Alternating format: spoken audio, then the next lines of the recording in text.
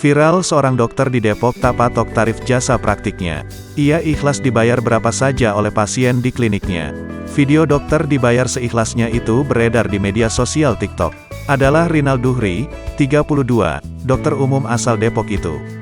Menurutnya, senyuman dari para pasien sepulang berobat merupakan kebahagiaan yang tak tertandingi.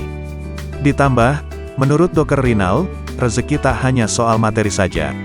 Pria lulusan Fakultas Kedokteran Universitas Abuyatama, Aceh angkatan 2007 ini viral setelah kontennya di TikTok ditonton banyak orang.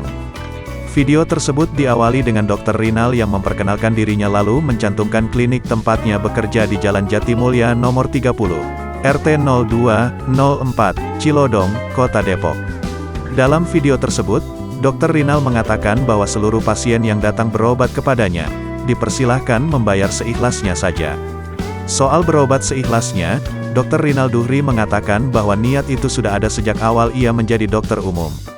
Kalau soal pengobatan bayar seikhlasnya ini dari dulu sebenarnya saya niat, tapi baru kali ini terlaksana dan atas izin Allah.